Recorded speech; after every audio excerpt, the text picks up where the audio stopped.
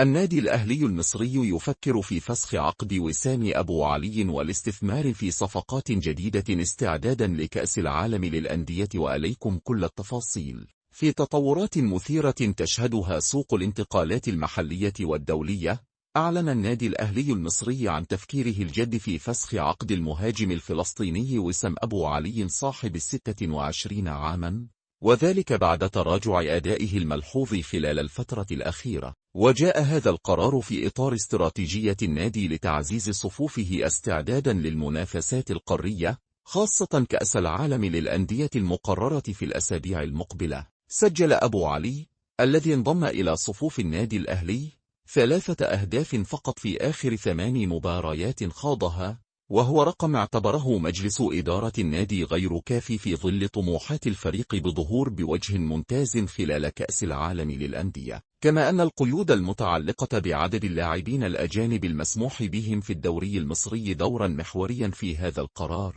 حيث لا يسمح للأهلي بالتوقيع مع لاعبين جدد إلا بعد إخلاء مقاعد الأجانب الحاليين. عادل بولبينة الموهبة الجزائرية التي تخطف الأنظار. في خطوة تراهن على المستقبل، يتجه الأهلي إلى محاولة جلب الموهبة الجزائرية الصاعدة عادل بولبينة صاحب 21 عاما، الذي أظهر أداء استثنائيا بتسجيله 15 هدفا في 19 مباراة فقط مع فريقه الحالي.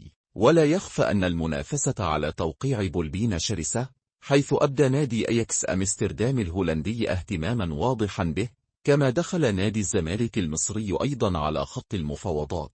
لكن الأهلي يعول على تفوقه المالي والتنافسي لإتمام الصفقة لصالحه، مما سيمنحه دعما هجوميا قويا. مصطفى محمد الهدف الثاني لتعزيز الهجوم.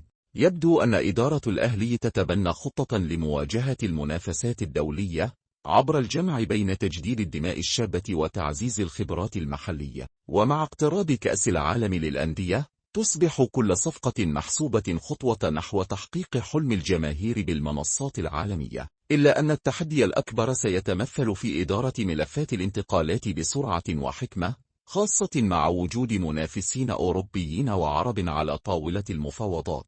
بهذه الخطوات، يؤكد الأهلي مرة أخرى سعيه الدائم للهيمنة على الساحتين المحلية والقارية، مستثمرا في مواهب قادرة على صنع الفارق في اللحظات الحاسمة.